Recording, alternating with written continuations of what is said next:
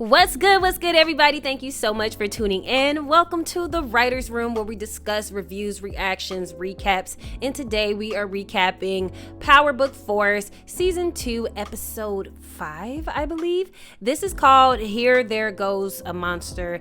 I know that's not correct, but I'll correct it in the title. Now, we start off the episode with your girl Claudia, and Claudia is absolutely insane for going from this nice, wholesome daughter that is just tore up and heartbroken about what happened to her dad to an insane woman that literally has organized a hit on her dad. I mean, she basically talks crap, but you can see that Claudia from the last two episodes is falling apart more and more. In this first opener scene, it just proved it. Soon after, in the next scene, we do get Stacy. She is in the office with her entire team, and guess who? Vic. Now, Crown Vic, I'm slowly gonna have to rip away the crown from Vic because this is some real player hater situations that we have going on. Why would you snitch on Tommy? But you can tell that he really didn't plan to snitch on Tommy, but he really wanted to get back at his sister, and Stacy does not care about his sister. She mentioned that she is low-hanging fruit, which is just really sad because, like I said and mentioned last episode, Claudia has been the brains behind the entire operations, even with Tommy being in town and when they did the drug that was taking over everything, Dahlia, that was Claudia that was behind that. So it's just interesting to see that even the cops are undermining her and don't care about her. But anyways, it does look like Vic is going to go after Tommy so that he can ultimately escape from all of the mess that he is tied up in with the police. In this next scene, we briefly see that Tommy is, texting per usual in his spot, and Diamond comes in and lets him know of the good news that, hey, we just got a real good area that opened up. We can take over the north side. With Walter being gone, that whole space is open and territory is open to be ours. We have to take it. And Tommy is pretty sure that Vic will come to him, which is exactly what Vic needs in this moment. Vic needs Tommy to trust him. And it does seem like Tommy is letting his guard down all to get this territory. Now, going to Jannard. He looks so bummy right now. And it was at this point in time that if Shanti didn't clock him, I was going to clock him and her myself. Because you can tell that Jannard, he's a big boss, or he was once a big boss, and he was always fly. He was always dressed to the T. My man has on a trucker hat. He has the get money belly, except he ain't getting nothing but... Let me stop. Anyways, but he is, he falling under. This is not typical Jannard behavior. But I was happy to see that Shanti was riding for him, but in the best way possible. She was not enabling him to continue doing what he's doing. But we do see that Shanti knows what is going on, and I'm glad that she did clock him. Now moving on, we do see that Tommy is out with Maria again, and I'm still a little hung up on the switch up between them because it just felt so fast, and they feel like they're, head over heels with each other, which this is typical Tommy behavior. We all know he falls hard for women. When he wants something, he's gonna go for it. But in the midst of shopping for cars, Maria gets this text message from Dr. Kendall, and Dr. Kendall, we know, had got attacked by her brother Miguel, and Dr. Kendall is just a straight up, butthole. Dr. Kendall is like, hey, I was attacked last night. I don't even know if that's just me interpreting the text message. But anyways, when we do see him in the hospital, he lets Maria know, hey, I seen, and they were some Mexicans, and they were dressed. This was no robbery. He was dressed to the T. He had a fly Rolex on. He had a fly watch. I'm a doctor. I know these things. And I think he was trying to tell Maria, you had something to do with it, and you better get your boy. Of course, Maria is upset, and she knows that this was her brother's doing.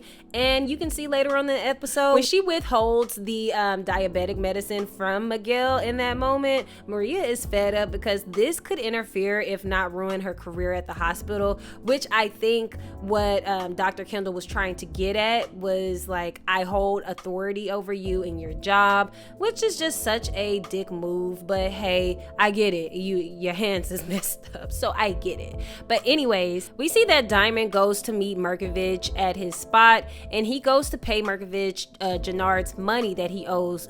Markovich is not here for it. He wants the territory. He wants the projects because that money is the long money. I don't want this short money that you're giving me now, and it's not enough to cover the interest for the bull crap that I've been dealing with your brother. So Diamond is in a real pickle with having to possibly go to war with Markovich in order to protect his brother. So in the next scene, we get Tommy and Vic. They are at Tommy's spot.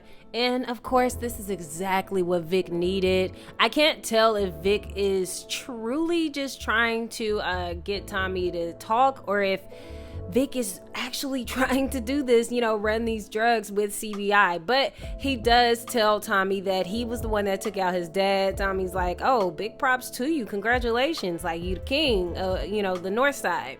And so this is about to be an insane deal Tommy is making with Vic. Vic ended up convincing him to do a 60-40 deal.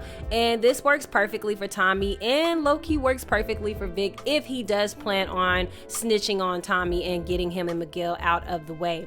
Returning back to the Flynn's, we have Claudia and Vic at the reading of their father's will, and we have learned that Claudia has egg on her face because what did she expect? Even after death, Walter is not going to hand you anything to do with the business. Not only did he not hand her anything, but he actually didn't give her not a dime to her name. Everything went to Vic. So Claudia is like, Vic, I need this money. You don't need it. Not only does Vic tell her, I know you tried to kill me, but I'm removing any type of detail or security, Flynn security, away from you. So you will have to protect yourself when it comes to Tommy. And Claudia tries to put on this cue, like using her femininity, because Claudia is a beautiful woman. She tries to use it when she wants to, but this time it is no longer working in her favor. And Vic tells her to pretty much, F off. Like, you tried to screw me over and tried to get me killed, so you figure out what to do with Tommy. Going to Tommy and JP at the house, I am still rolling off of the wraps that are on the couches. It's just so nostalgic. But we see that JP is going through it. He is turning to alcohol, and maybe is turning into a little bit of a problem like his mom is. And he does mention, I haven't seen Kate. I told my son that I would never disappear from his life again, and I ended up giving him up as soon as I got him back in my life. And he says, and where the freak is Kate at? Tommy is like, this is typical Kate behavior. I grew up with her and she was always gone. I fear that in the next episode, we will find out where Kate is, and it is going to be either A, in a hospital after, overdosing, or B, found unalived, outside from an overdose, because we know that she went back to where she was mentally when she was using drugs. And this time it was just way worse. I can tell that Kate was not going to pick herself back up from this, at least not initially. Going back to Jannard and Diamond, Jannard is at his house. He is asleep. After a long night of being high and eating pizza and hot wings, he's having a great time. And Diamond sees that. He didn't know how bad his brother was, but when he seen those needles on the counter, he's like, okay, you got to stop this, bro. You got to get it together. And that's when we see Diamond talking to Shanti. After he teaches the little boy how to fight, he talks to Shanti and tells her, yo, Jannard has been tripping. I hate to say, but he's on something. And Shanti's like, I've been known that. Like, I can tell somebody that is on drugs from a mile away. So he and Shanti comes up with the plan, because Shanti says, I know y'all want my territory, and I'm willing to come, as well as Garfield Park, which is her other territory. I'm willing to come to CBI if you can bring Jannard along. So it does look like Shanti really, really loves Jannard. Even throughout all this mess, him stealing her necklace, she's riding out for him, and I'm just hoping that she doesn't end up with egg on her face at the end of this. Speaking of the little boy, Diamond takes him home, and he's just catching up with his mom. He was trying to get at the mom anyways, and they're flirting and everything, but then his dad comes home, and the mom she looks like she's being held there against her will, and the little boy looks frightened. I mean, he shouldn't have to go through this. But you can see Diamond getting riled up. This is really pissing Diamond off, because when Diamond goes to the house just to see what all was going on and see, how the dad navigates the relationship between him and his son, because all he peeped was that the son was making an expression, a facial expression. But boy, when he seen his dad like pretty much bullying him, stealing his magazines, I mean, it broke my heart to see that. And then left him outside. Oh my God. He closed the door in his face and left him outside. And it was at that point Diamond was like, okay, my blood is boiling. I had it up to here with this lame dude, so I'm about to go over there. So when he goes to that man's job and he is snorting the white, he is, cheating on his girlfriend, which we don't know if they were actually, girlfriend and boyfriend. We just know that they parent their child together in the same household. But he's cheating, and Diamond says, you don't even love this woman. Why don't you just leave both the kid and the woman alone, because you're no good, you're toxic to them. And he started talking mess as if Diamond didn't look the way that he looked, but he learned quick. And I mean, Diamond hemmed that man up by the neck like he was Hades on Hercules. Either way it goes, justice was clearly served in this moment. Now Claudia goes to Merkovich, and luckily for Claudia, her femininity is working against him because he's not her brother. So he does find her sexy, and I think at some point he is going to ask for a little bit more than just money from Claudia. But he does award her some detail so that she can protect herself away from Tommy while she gets herself together and climb the ranks again. Now she is talking with her friend, and her friend, this is like a childhood friend who you can tell they've got some chemistry. They got a past relationship together, and she's kicking it with her, and her friend is like, look, I'm gonna take you out. We're gonna go to the strip club, and this is some low-key exclusive type of strip club. And when Claudia pulls up, Claudia was a baddie. I was like, who is this girl with this stomach? And realized it was Miss Claudia. But Claudia is, she's having fun initially, and then she starts to realize that the women here are, selling drugs or giving drugs to the patrons. And we realize, Claudia starts to put on her thinking cap. She's back to being that girl, and she's like, look, I can cut you a deal. Claudia still does have the plug with the pills. So she tells homegirl, I can cut you a deal and you can make double what you're making now. And you ain't even got to go and get it yourself. So this looks like a plan that may be working in Claudia's favor while she gets her empire built up from scratch. Now, going back to Tommy and Diamond, they are stacking up and packing up and breaking down, doing what they normally do. Well, I guess not breaking down. They're not doing that. They're above that. But we see that Tommy is like, no, Jannard is not coming back into CBI because Diamond is like, I paid off Jannard's debt with Miguel. We still have a problem with Merkovich, but hey, at least he's good with Miguel. I think we should let him back into CBI. Tommy is completely against this, which was great, but he wants this territory so bad from everybody. He's trying to rule the entire Chicago area that he is not realizing that there are people, there are snakes under his nose, including Jannard and Shanti, which we will find out later on in the episode. Speaking of Jannard and Shanti, now remember Shanti does make the deal with Diamond that if he can get Jannard back into CBI, she'll take care of his addiction. When she pulls up at Jannard's spot and Jannard is like, look at you, girl, you're beautiful. Look at those lips. He is high out of his mind. She called him right dead set in the middle of his high, and she is not playing any games. This is the Shanti that I have been wanting to see. Like, no more games, Jannard. I've been effing with you and I'm riding out with you, but this is some loser-ish. I don't mess with losers. You are that dude. You are a king. It's time for you to put your crown on and stop doing this. Now, either you are going to choose me or you're going to choose the drugs. Which one? We know that Shanti and Jannard, they have a real thing going. They have real love going. And so this is really tough love. You can see the love and desperation in Shanti's eyes, that she is praying that Jannard can get through this, especially so that she can go ahead and kill off Tommy, and then they're good to go with commanding CBI like she always wanted. Now, going back to Tommy and Vic, they just get done making their first move together, and Tommy is excited, like, why haven't we been doing this? Vic does see out the corner corner of his eye that the police are following him. They're on his trail. And if Vic can see it, Tommy should be able to see it. But he's too busy worried about Maria and why she isn't texting back, which we know later on. Maria is not texting or fooling with Tommy because she is scared to death of what Miguel will do to Tommy once he finds out that they have been smashing, or that they will be smashing later on in the ep. But we know that Tommy does not care about any of that stuff. So when he does go to approach Maria at her job, he lets her know that I'm a big boy, I can handle myself, don't worry about what Miguel will do. We do see that the love story between Maria and Tommy is brewing, or it's already there. Honestly, they have some very intense feelings about each other. So we'll see where the next season takes us with Tommy and Maria. As we go to Jannard, he is on the up and up. He's eating salad, he's drinking his green smoothie, and he's giving Claudia the same dose of medicine that she gave him the last time he brought a deal to her. And basically, Claudia is trying to shop around this pill pushing deal, and it's not working, especially not with Jannard, because we know that Claudia thought she was big-ish on the last few episodes regarding working with Jannard. So, and we know that Shanti overhears this conversation, and we know Shanti is really about to be the brains behind Jannard getting on top of CBI. So we just got to see it and watch it unfold.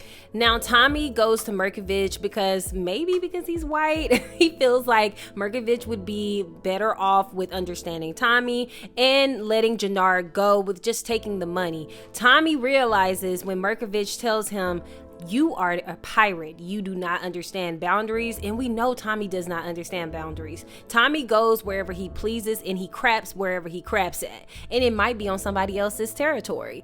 And Merkovich knows this and tells Tommy, you cannot have the north side. Tommy does declare war between him and the Serbs, or shall I say CBI and the Serbs, and unfortunately it goes down right there at the Crimson Projects with Big Smurf. Big Smurf is shot in the arm, and so many people, so many innocent people that are taken out. And I mean, Big Smurf actually took out a man that, I guess this is what you get for not having your head on a swivel. You should have been watching out for what was going on. People are running, and he's too busy listening to music that he wasn't even catching the vibe of what was going on. Big Smurf unfortunately used him as a shield, and honestly I do believe that is the only thing that saved Big Smurf from being shot at multiple times and possibly being unalived. Now while Maria is at work and she's talking to her friend about what happened with Dr. Kendall, and just letting her friend know that she's no longer with Dr. Kendall, she's actually with someone else.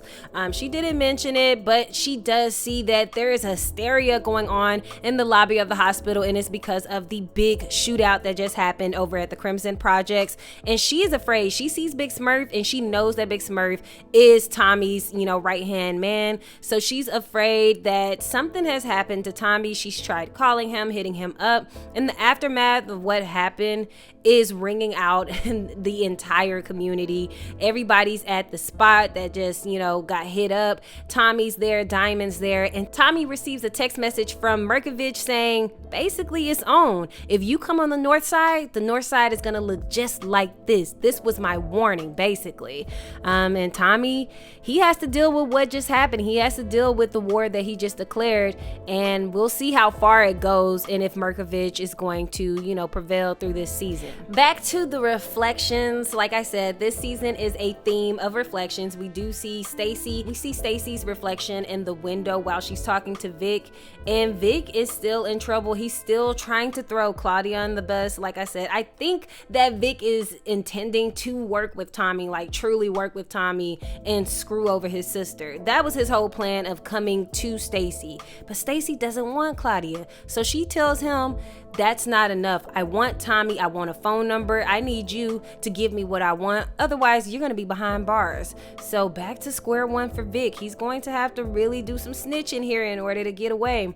And we see later on when he talks to Gloria's picture, he's still messed up about Gloria. And we know that he's still drinking. That's the reason why he took out Walter, was because Walter ultimately was the person behind the hit of Gloria. So we will see if Vic does go through with snitching. At the end of the day, that is all that Vic wanted, was to get away with Gloria. So he may do the snitching in order to escape this life as a whole, as a way to commemorate the love that he and Gloria shared. But moving along, we see Jannard, Diamond, and Tommy all in the same building, in the same room.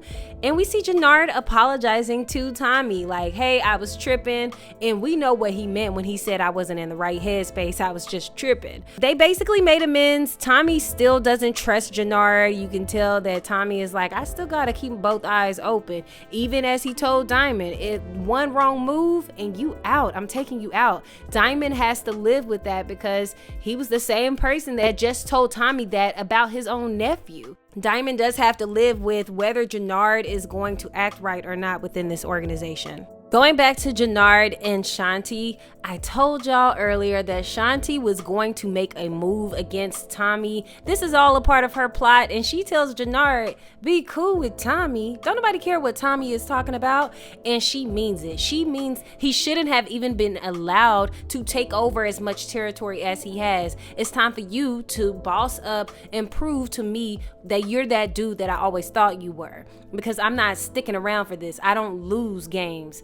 And so Jannard does say, you know what, you're right. I'm gonna put a bullet in him. So Tommy has other enemies. We know that the villain of the show has always been the Flynns, but it looks like it's returning back to Jannard, and he's probably gonna be the biggest headache along with Shanti. I love this story arc for her. I'm just excited to see her next season because the actress who's playing her, Shanti, is just killing the game. So, and I love that she is hyping her boyfriend up. She's hyping her man up to be who she wants him to be. Last but certainly not least, we have Tommy. After him and Maria smash, Maria is in the bed. She's chilling, sleeping, and Tommy gets up in the middle of the night because he hears who? He hears Holly. Now, OG Power fans, we know who Holly is. She is familiar to the OG Power. But I have to admit that I did not care to see Holly in this moment, at least in this scene. She just did not seem like the Holly that we knew when Holly was on the show. Holly was vibrant. She was, dressed up. And this Holly just felt a little bit, updated, not outdated. We wanted to see Holly in her outdated self because that was where we left her off at. Holly died at a certain point in her life. This just feels like Holly that has growth. And we know that Holly, unfortunately, did not live long enough to realize her true potential. So we do see that Holly is a reflection of Tommy and his bad choices, and not only women, but how each woman that he's loved has died at the hands of him or someone within the organization that he has always sought to protect. So this was an interesting scene to end off with. I hope to see Holly again later on in other episodes, just so we can really gain that old vibe from Holly and Tommy that was once there, and maybe he'll move different with Maria. So what did you guys think of this episode? This episode was really good. My last episode was still my favorite. So tell me down below in the comments, what did you think? And what do you think of Shanti in her new role that she's about to step into as the queen of CBI? And do you think that Diamond is going to have to off his brother next season in order to protect Tommy? Or you think that Tommy's going to do it? Power Book Force Season 2 has really made a comeback, so I'm excited for that. Let me know what you guys think. Go ahead and subscribe if you haven't already, and I'll see you next time on The Writers Room.